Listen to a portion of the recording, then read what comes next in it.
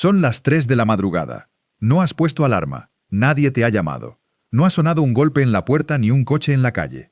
Aún así, abres los ojos con esa claridad incómoda que no debería existir a esta hora.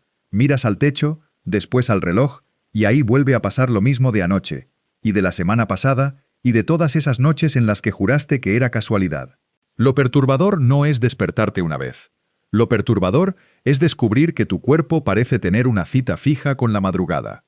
Y en ese instante, cuando todavía no te has movido y tu corazón ya se ha puesto medio paso por delante del resto del cuerpo, aparece la frase que Internet convirtió en advertencia. Si te despiertas a las 3 a.m. sin motivo, tu cuerpo te está mandando un mensaje. La frase funciona porque toca una fibra muy humana. Suena secreta, suena prohibida, suena como si hubiera una verdad escondida detrás del insomnio. Y lo inquietante es que la frase no está del todo equivocada, solo que casi nunca se explica en el idioma correcto. Porque sí, tu cuerpo puede estar mandando un mensaje, pero no necesariamente el que te han vendido. No es una entidad misteriosa tocándote el hombro a una hora exacta para revelarte un presagio. No es un reloj sobrenatural. No es un código oculto reservado para los que miran la pantalla del móvil a las 3 en punto. Lo que ocurre de verdad puede ser mucho más común, mucho más biológico y por eso mismo mucho más serio, porque cuando el sueño se rompe siempre deja un rastro, aunque el problema no esté donde tú crees. La mayoría de la gente piensa que dormir mal significa tardar en dormirse, quedarse dando vueltas, apagar la luz y seguir despierto. Pero hay otra forma de insomnio, más silenciosa y más tramposa, la de quien sí se duerme, incluso rápido, y aún así se despierta en mitad de la noche o demasiado temprano y ya no consigue volver a caer. Ese patrón parece inofensivo hasta que empieza a repetirse, porque cuando una hora se repite, la mente deja de verla como un accidente y empieza a sentir que hay algo detrás. Y a veces sí lo hay. Tal vez sea estrés, tal vez sea alcohol, tal vez sea ansiedad disfrazada de descanso. Tal vez sea una apnea del sueño que nunca has sospechado porque tú no te oyes roncar. Tal vez sean tus horarios, tu edad, la cafeína que creías inocente, la cena tardía, las idas al baño, el dolor, el reflujo, la luz de una pantalla, una respiración que se corta durante segundos y te empuja hacia la superficie sin que tú lo recuerdes del todo. El problema es que todas esas posibilidades se parecen mucho desde dentro. Solo sientes que te has despertado otra vez. Y aquí es donde la historia se vuelve más incómoda. Porque quizá no te despiertas a las 3 por culpa de las 3. Quizá te despiertas a esa hora porque todo lo que pasó antes, lo que comiste, lo que bebiste, lo que pensaste, cómo respiraste, cuándo te acostaste, cómo está configurado tu reloj biológico, empuja el sueño justo hasta ese punto y no más allá.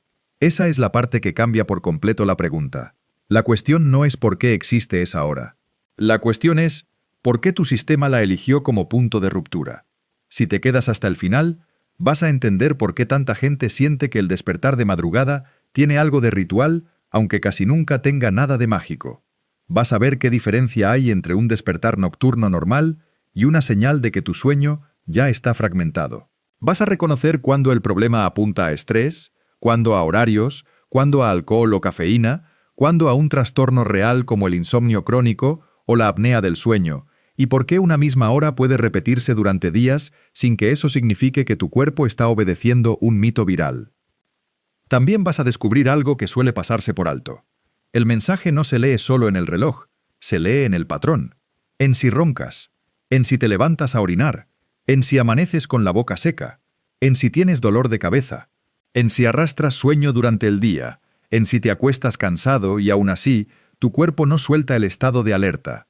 Y cuando unes esas piezas, la madrugada deja de parecer una maldición y empieza a parecer lo que muchas veces es, un sistema pidiendo correcciones concretas. Y al final, no te voy a dejar con una teoría bonita, sino con algo mucho más útil. Un protocolo realista para cortar el bucle, dormir mejor y saber cuándo ya no conviene seguir adivinando por tu cuenta. Porque hay despertares que se corrigen con hábitos, y hay despertares que conviene llevar a consulta cuanto antes.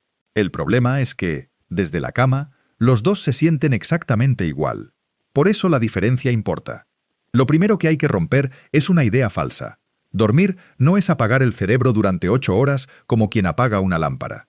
El sueño está compuesto por ciclos. Entramos y salimos de distintas fases a lo largo de la noche, y esos ciclos suelen durar alrededor de 90 minutos, aunque no son idénticos en todas las personas ni todos los días. En la primera parte de la noche suele haber más sueño profundo. En la segunda parte, más sueño ligero y más sueño REM, que es la fase asociada con la mayoría de los sueños más vívidos. Eso significa que, conforme se acerca la madrugada, hay más momentos en los que es más fácil emerger a la conciencia. Ese detalle cambia mucho las cosas, porque un despertar breve no siempre es una anomalía. De hecho, muchas personas se despiertan unos segundos entre ciclos y ni siquiera lo recuerdan por la mañana. El problema empieza cuando ese despertar se prolonga, cuando ya no vuelves a dormirte con facilidad o cuando la repetición te obliga a notar el patrón. Ahí es donde lo que era fisiológico empieza a sentirse patológico. La diferencia no está en abrir los ojos una vez. La diferencia está en lo que pasa después y en el precio que pagas al día siguiente. La medicina del sueño distingue entre tener dificultad para conciliar el sueño y tener dificultad para mantenerlo. Ambas entran dentro del territorio del insomnio. Mucha gente jamás usaría esa palabra para describirse porque se duerme en minutos y cree que, por tanto, no puede tener un problema de sueño. Pero despertarte de madrugada o demasiado temprano y quedarte despierto también forma parte del cuadro. Y cuando eso se repite varias noches por semana, durante semanas, y además interfiere con tu energía, concentración, humor o rendimiento, ya no estamos hablando de una noche mala, estamos hablando de una alteración que merece atención. Entonces, si despertarse puede ser normal, ¿por qué tanta gente siente que ocurre siempre a la misma hora? Porque el cuerpo ama los patrones. Si cenas a la misma hora, si te acuestas parecido cada noche, si tomas alcohol a una hora similar, si bebes agua tarde, si el estrés te persigue al apagar la luz, si tu vejiga se activa en un punto predecible, si tus ciclos de sueño empiezan aproximadamente a la misma hora, el punto en el que todo eso se cruza puede repetirse casi como un sello. No es casualidad, pero tampoco es un misterio esotérico. Es regularidad biológica. También influye algo que casi nadie admite la primera vez: el acto de mirar la hora. Cuando te despiertas, miras el reloj, ves 3:12, te molestas, la noche siguiente te despiertas, vuelves a mirar, ves 3:04, y tu cerebro empieza a unir los puntos con una velocidad brutal. Muy pronto ya no solo te despiertas, te anticipas al despertar. El reloj se convierte en una prueba, y la prueba en una amenaza. Esa es una de las razones por las que muchos expertos recomiendan apartar el reloj de la vista. Observar la hora parece informativo, pero a menudo lo que hace es alimentar el ciclo. Y hay otro elemento clave: el contexto de tu propia edad y tu propio ritmo. No duerme igual un adolescente que un adulto de 50 o 60 años. Con la edad, suele reducirse el tiempo en sueño profundo y algunas personas desarrollan una tendencia a dormirse antes y despertarse antes. A eso se le llama avance de fase en algunos casos, y puede hacer que la madrugada se convierta en una especie de borde natural del sueño. La persona lo vive como «siempre me despierto a las 4», cuando en realidad su reloj biológico se ha movido antes que sus obligaciones sociales. Eso importa porque mucha gente se culpa por algo que no empezó como una falla de voluntad. Si a las 8:30 de la noche ya estás cabeceando en el sofá y te obligas a mantenerte despierto hasta medianoche para dormir como un adulto normal, no siempre consigues un descanso más largo. A veces, solo consigues un sueño más superficial, más interrumpido y una lucha constante contra un reloj interno que no negocia con las expectativas sociales. Cuando ese desfase se cronifica, el despertar de madrugada parece un castigo, aunque en realidad sea la firma de una sincronización mal ajustada entre tu biología y tu rutina. Con este contexto ya podemos ver algo importante. La hora no es la causa, es la huella, la marca visible de un proceso que lleva horas desarrollándose. Y justo ahí aparece el primer gran conflicto, porque la explicación viral más popular suele agarrarse a esa huella como si fuera el problema en sí, cuando en realidad la huella es lo que queda en la superficie después de que el sueño haya empezado a romperse por debajo. La primera explicación que seduce a casi todo el mundo es la hormonal. Si te despiertas a esa hora es porque tus hormonas están desreguladas, es un pico de cortisol, es el hígado trabajando, es la madrugada donde el cuerpo revela sus desequilibrios. Suena potente, porque mezcla lenguaje médico con sensación de secreto. El problema es que una verdad a medias puede confundir más que una mentira completa. Sí, el cuerpo sigue ritmos hormonales y circadianos. Sí, el sueño cambia a lo largo de la noche. Lo que no es correcto es reducir un despertar repetido a una sola glándula, un solo órgano o una sola explicación universal. Hay una razón mucho más sobria por la que las 3 de la madrugada aparecen tanto en este relato colectivo. Para muchísimas personas, esa hora cae en la segunda mitad de la noche si se acostaron entre las 10 y las 11:30. Y la segunda mitad del sueño suele ser más frágil. Hay menos sueño profundo protegiéndote, más sueño REM, más facilidad para que cualquier señal interna o externa te saque a flote. Dicho simple, no es que las 3 tengan un poder especial, es que, en muchísimas rutinas de vida real, esa franja coincide con un terreno biológico más vulnerable al despertar. Ese cualquier señal importa más de lo que parece. Puede ser una variación de temperatura, una necesidad leve de ir al baño, un cambio de postura, una pesadilla, una molestia física, un ruido pequeño, el propio ronquido, una pausa respiratoria, la ansiedad latente que durante el día consigues tapar con actividad. Cuando tu sueño ya no es profundo, el umbral para despertarte baja. Y lo más desconcertante es que el cuerpo hace esto sin pedirte permiso. Tú solo recibes el resultado. Ojos abiertos, mente encendida, sensación de interrupción. Ahora entra en escena el estrés, que es uno de los mejores camuflajes de la vigilia nocturna. No porque todas las personas que se despiertan de madrugada estén estresadas en el sentido evidente, sino porque la activación del sistema de alerta no siempre se siente como nerviosismo consciente. A veces se siente como cansancio extremo con incapacidad para rendirse. Te acostaste agotado, te dormiste rápido, y aún así, tu cerebro siguió funcionando en un modo de vigilancia que solo notas cuando te rescata a mitad de la noche y te deja con los pensamientos encendidos cuando más silencio hay para escucharlos. La cosa empeora cuando intentas forzar la solución desde la cama, porque en ese momento empiezas a negociar con tu propio cuerpo. Tengo que dormir ya. Si no me duermo ahora, mañana estoy muerto. ¿Y si vuelvo a despertarme igual? Ese diálogo crea más activación, más monitorización, más tensión física. En vez de caer hacia el sueño, el cerebro interpreta que la cama es el escenario de un problema a resolver. Por eso en insomnio crónico se habla tanto de romper la asociación entre cama y vigilia. La cama debería ser señal de descanso. Para mucha gente termina siendo señal de examen. Y justo cuando parece que el culpable está claro, aparece un detalle que abre otra tensión. Hay personas con muy poco estrés aparente que siguen despertándose. Personas que meditan, hacen ejercicio, cenan ligero y aún así abren los ojos siempre en la misma franja.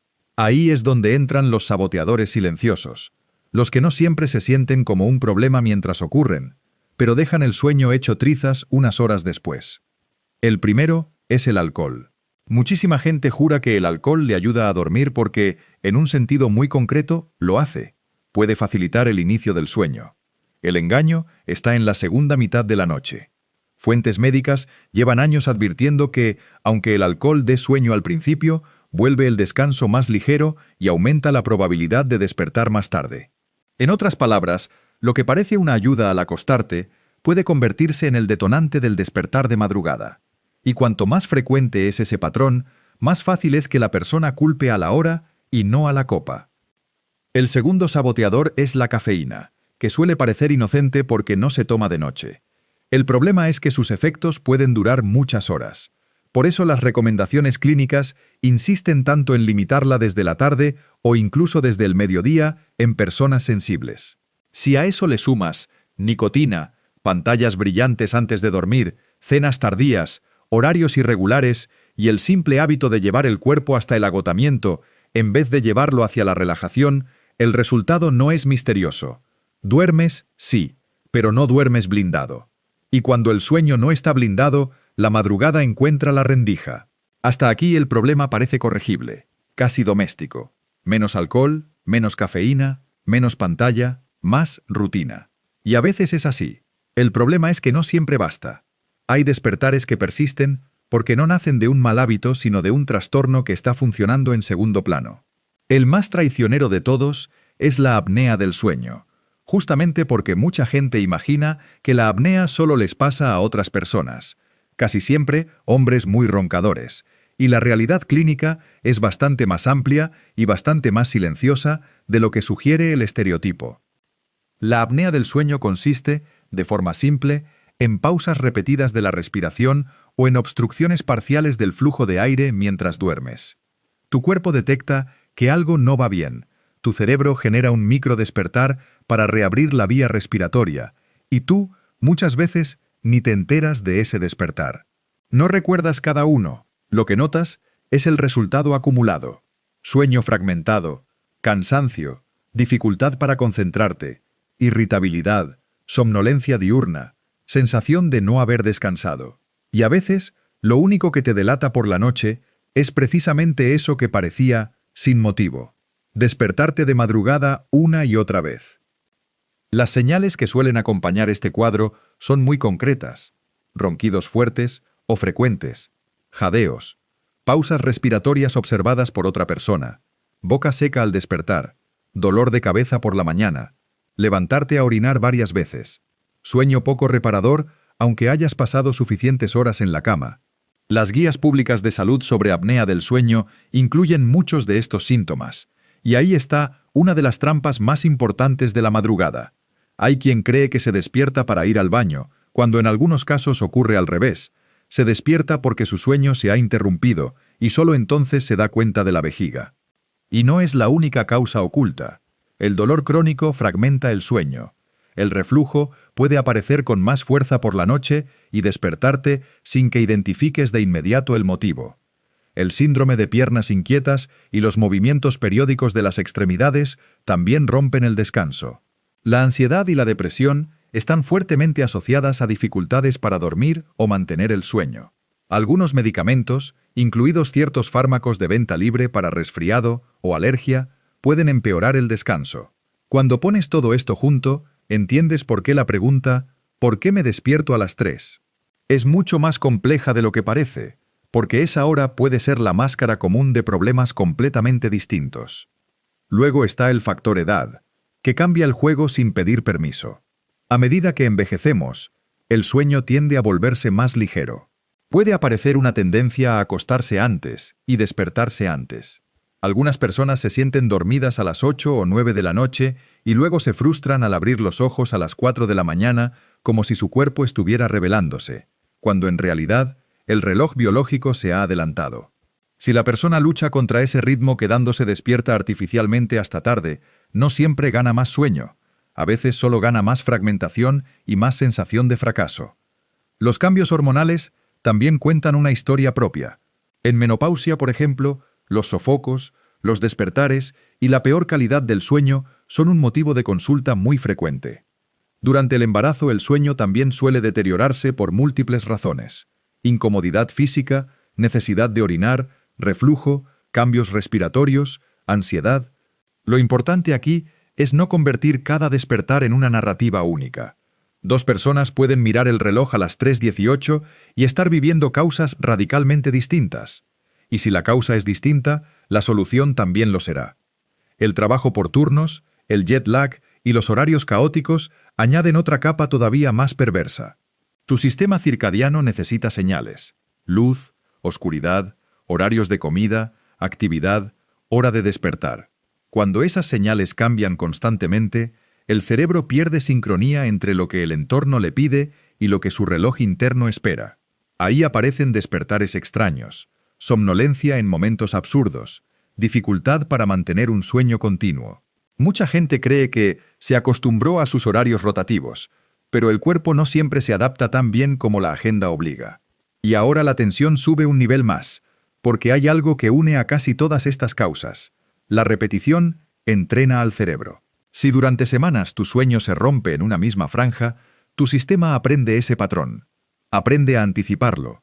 Aprende a ponerse más alerta cerca de esa hora. El resultado es cruel. Incluso cuando la causa inicial mejora, el hábito de despertarte puede quedarse un tiempo. Ese es uno de los motivos por los que tanta gente siente que ya he probado de todo y sigo igual. A veces el problema original y el problema aprendido ya están conviviendo. Las consecuencias reales tampoco se quedan en la cama. Dormir mal de forma continua afecta el estado de ánimo, la memoria, la toma de decisiones, la paciencia, la percepción del dolor, la energía, el rendimiento laboral y la seguridad al conducir. Cuando detrás hay apnea del sueño, además, no estamos hablando solo de cansancio. Las fuentes médicas asocian la apnea no tratada con riesgos cardiovasculares y otros problemas de salud. Esa es la parte que las teorías virales suelen borrar. Hacen que todo parezca misterioso, pero, al hacerlo, le quitan gravedad a lo que sí debería preocuparte. Y aun con todo esto sobre la mesa, todavía falta la pieza que reordena la historia. Porque si el mismo despertar puede estar causado por estrés, alcohol, edad, apnea, hormonas, horarios o dolor, entonces la pregunta ya no es ¿qué significa despertarme a las 3?, sino ¿qué está usando mi cuerpo esa hora para decirme algo sobre cómo llego a ella? Ahí es donde la madrugada deja de ser el origen y se convierte en la pista. La revelación es esta: el mensaje existe, pero no viene escrito en el reloj, viene escrito en el patrón que te lleva hasta él. El cuerpo sí trabaja con ritmos, sí hay biología de la madrugada, sí hay órganos, hormonas, temperatura corporal, presión de sueño y señales circadianas cambiando a lo largo de la noche. Lo que no existe, al menos no como herramienta seria de la medicina del sueño basada en evidencia, es un diccionario universal que permita decir, si te despertaste a esta hora, entonces este órgano concreto está fallando. Esa simplificación es demasiado atractiva para Internet y demasiado pobre para la realidad. Vas a escuchar mucho la teoría del reloj de los órganos, la idea de que una franja horaria delata de inmediato al hígado, a los pulmones, a la vesícula o a las emociones estancadas asociadas a cada una. El problema no es que suene poética. El problema es que puede hacerte mirar al lugar equivocado. Que el cuerpo tenga ritmos circadianos es verdad. Que el hígado, los pulmones y prácticamente todos los sistemas del organismo sigan ritmos diarios, también. Pero eso no equivale a poder diagnosticar por el minuto del despertar. Confundir ritmo con diagnóstico es justamente lo que desvía la atención de las causas reales y tratables. La ciencia del sueño ofrece una explicación menos mística y bastante más potente. Si te despiertas de forma repetida a una hora parecida, es porque tu sueño, tu entorno y tu estado fisiológico están creando un punto de fragilidad consistente. Puede ser el tramo donde el sueño es más ligero. Puede ser el momento en que el alcohol ya dejó de sedarte y empezó a fragmentarte. Puede ser cuando aparece el reflujo al estar acostado tantas horas. Puede ser cuando una apnea se vuelve más evidente en determinada postura o fase del sueño. Puede ser cuando la vejiga, el estrés o el hábito aprendido se combinan. Esa hora no es una señal sobrenatural, es una intersección. Y aquí viene lo más incómodo. El cerebro aprende muy rápido a temer esa intersección. Si varias noches seguidas despiertas en el mismo rango, la noche siguiente tu sistema ya llega condicionado. Casi espera que ocurra. La anticipación aumenta la vigilancia. La vigilancia reduce la profundidad del descanso, y un sueño menos profundo se rompe con más facilidad. Así es como un fenómeno inicialmente fisiológico se convierte en un problema psicológico y conductual añadido. No hace falta que te rayes de forma consciente. Basta con que tu cuerpo haya registrado que esa franja es peligrosa para el sueño. Por eso tanta gente describe la experiencia como si hubiera una presencia rara en la habitación, cuando en realidad lo que hay es hipervigilancia interna. Oyes más, sientes más, piensas más. Notas el latido, la respiración, el silencio, la sábana, la falta de sueño y el miedo a no recuperarlo. Esa conciencia de la noche es uno de los sellos del insomnio de mantenimiento. El problema no es solo que te despiertas. El problema es que te vuelves demasiado bueno detectando que estás despierto. Otra pieza que lo cambia todo es entender que el síntoma visible no siempre señala la causa principal.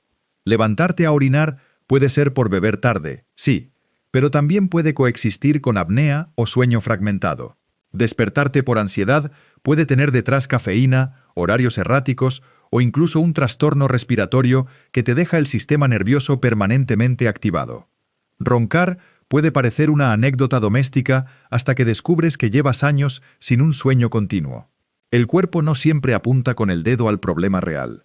A veces solo te deja pistas dispersas. Entonces la frase viral necesita una traducción mucho más precisa. No sería, si te despiertas a las 3 a.m., este órgano te manda un mensaje. Sería más bien, Si te despiertas repetidamente a una hora parecida, tu sistema de sueño-vigilia está revelando una vulnerabilidad recurrente. Eso es menos cinematográfico, claro, pero es muchísimo más útil. Porque una vulnerabilidad se puede investigar, se puede tratar, se puede corregir. Y ese cambio de enfoque es el que separa el contenido que solo asusta del contenido que realmente ayuda. En otras palabras, la madrugada no te está traicionando. Te está enseñando el punto exacto donde tu sueño deja de sostenerse. Y cuando ves eso, todo lo anterior se reinterpreta.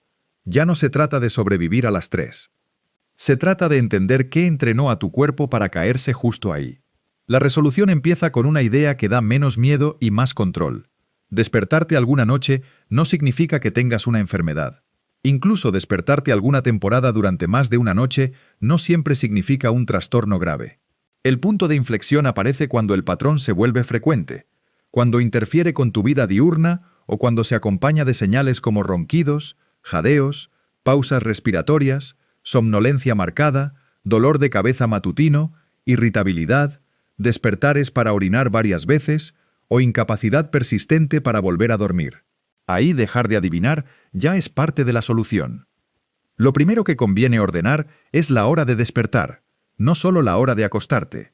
Muchísima gente intenta arreglar sus noches moviendo la cama cada día, durmiendo hasta tarde después de una mala noche o tomando siestas largas para compensar. El problema es que eso desordena todavía más el ritmo circadiano. Una hora de levantarte razonablemente estable, incluso después de dormir mal, le da al cuerpo una referencia mucho más poderosa. Y si a eso le sumas luz natural por la mañana, mejor todavía. La luz temprana es una de las formas más eficaces de decirle al reloj biológico cuándo empieza el día. Después viene la parte menos popular porque exige renunciar a varias muletas. Si notas que te despiertas de madrugada, el alcohol cerca de la noche es un sospechoso prioritario aunque sientas que te duerme. La cafeína, especialmente en personas sensibles, conviene limitarla desde la tarde o incluso antes. La nicotina tampoco ayuda. Las comidas muy pesadas o muy tardías pueden agravar reflujo e incomodidad. Beber demasiado líquido en las últimas horas hace más probable que la vejiga te saque del sueño. Ninguna de estas medidas es glamurosa, pero todas tienen una lógica simple: quitarle al sueño factores que lo vuelven más frágil justo en la segunda mitad de la noche. El dormitorio también importa más de lo que parece cuando el cerebro ya aprendió a vigilar. Cuarto oscuro, fresco, silencioso o con ruido constante suave si el silencio absoluto te hace oír cada mínimo sonido. Pantallas fuera del tramo final del día o, como mínimo, muy reducidas. Y si el reloj se ha convertido en enemigo, sácalo de tu campo visual. No porque ver la hora sea moralmente malo, sino porque a las 3 de la mañana el dato casi nunca te sirve para nada útil y sí puede encender de inmediato el discurso mental que mantiene la vigilia. Hay una recomendación clínica que a mucha gente le incomoda pero funciona mejor que quedarse luchando con la almohada. Si pasan alrededor de 20 minutos y sigues claramente despierto, levántate, ve a otro espacio con poca luz. Haz algo tranquilo, poco estimulante, sin empezar el día ni engancharte al móvil. Cuando reaparezca la somnolencia, vuelve a la cama. La lógica es potentísima. Evitar que el cerebro aprenda que la cama es un lugar donde se está despierto, frustrado y calculando horas perdidas. Cuanto más tiempo pasas ahí peleando, más refuerzas la asociación equivocada. Si además roncas, si alguien te ha dicho que dejas de respirar, si te despiertas con la boca seca, con dolor de cabeza, con sensación de ahogo o con sueño diurno importante, hay que pensar seriamente en apnea del sueño. Dormir de lado puede ayudar en algunos casos leves o posturales. Perder peso si hay sobrepeso puede ser parte del tratamiento. Reducir alcohol también, pero la clave no es autodiagnosticarse con videos. La clave es consultar para valorar si necesitas un estudio del sueño o una evaluación específica. Mucha gente lleva años persiguiendo la causa de sus despertares cuando el problema ha estado respirando con dificultad al lado de su almohada todo el tiempo. Si el patrón encaja más con insomnio crónico, te despiertas, te activas, anticipas la noche, ya temes la cama y el problema se mantiene durante semanas, entonces hay otro dato fundamental que suele pasarse por alto. La terapia cognitivo-conductual para el insomnio, conocida como CBTI, es uno de los tratamientos de primera línea más recomendados para el insomnio persistente. No es una frase motivacional, es una intervención estructurada que trabaja precisamente sobre horarios, asociaciones, pensamientos y conductas que mantienen el problema. Mucha gente busca una pastilla rápida sin saber que existe una estrategia diseñada justo para romper este tipo de bucles. También conviene revisar el resto del tablero. ¿Hay dolor nocturno que estás normalizando? ¿Reflujo? ¿Síntomas de depresión o ansiedad? ¿Medicamentos que podrían empeorar el sueño? ¿Menopausia con sofocos? ¿Horarios de trabajo rotativos? ¿Siestas demasiado largas? ¿Ejercicio muy tarde? A veces la resolución no llega cuando encuentras la gran causa, sino cuando descubres que eran 3 causas pequeñas empujando en la misma dirección. La madrugada rara vez miente, pero a veces habla en plural. Una herramienta simple, que vale muchísimo más de lo que parece, es el diario de sueño. Durante un par de semanas, anota a qué hora te acuestas, cuánto tardas en dormirte, a qué hora te despiertas, cuánto tiempo permaneces despierto, si tomaste alcohol o cafeína, si hiciste siesta, si roncaste según otra persona, si te levantaste al baño, cómo te sentiste al despertar y cómo funcionaste durante el día. La memoria de una mala noche exagera, mezcla y borra detalles. El registro, en cambio, revela patrones. Y cuando los patrones quedan por escrito, dejan de ser una sensación difusa y se convierten en información útil para corregir hábitos o para llegar a consulta con algo más valioso que un «duermo fatal». Y si ahora mismo te preocupa no dormir por estar pensando en todo esto, hay una idea importante que merece quedarse contigo. El sueño no se recupera mediante persecución, se favorece mediante condiciones. Tu trabajo no es obligarte a dormir. Tu trabajo es dejar menos razones para despertar y menos gasolina para seguir despierto cuando ocurra. El cuerpo no responde bien a la amenaza, tampoco cuando la amenaza es «mañana tengo que rendir». Responde mejor a ritmos consistentes, señales claras y reducción de estímulos que lo empujan a vigilar. Entonces, ¿qué ocurrió realmente cuando te despertaste otra vez a las 3 a.m.? Lo más probable es que no haya sido una revelación mística ni un accidente puro. Fue el punto donde coincidieron la arquitectura natural del sueño, tus hábitos, tu estado fisiológico y tal vez una condición subyacente que todavía no has identificado. Esa interpretación tiene una ventaja enorme. Te devuelve agencia. Porque si el problema fue construido, al menos en parte, también puede ser desmontado.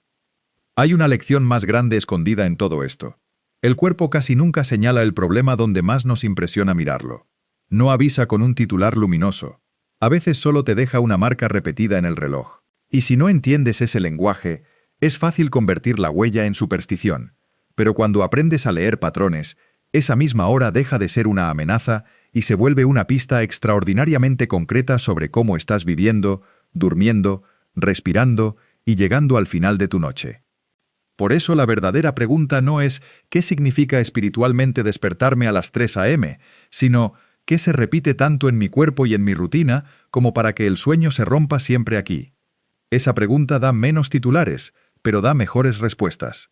Te obliga a mirar la luz que recibes, el alcohol que normalizaste, la cafeína que subestimaste, los horarios que desordenaste, la ansiedad que aprendiste a ignorar, los ronquidos que minimizaste, la cama que convertiste en sala de negociación y el cansancio diurno que llevas demasiado tiempo llamando normal.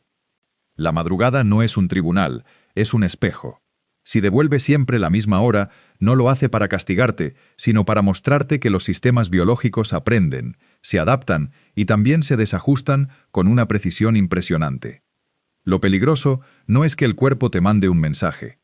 Lo peligroso es leerlo mal durante meses o años y seguir tratando el misterio cuando lo que necesitabas era revisar el mecanismo. Porque al final, cuando una hora se repite, no significa que exista magia en ese minuto. Significa que hubo regularidad suficiente para convertirlo en destino. Y si una rutina, un trastorno o una cadena de hábitos fueron capaces de construir ese destino noche tras noche, también existe un camino para desmontarlo. No empieza a las 3 de la madrugada, empieza mucho antes. Y precisamente por eso se puede cambiar.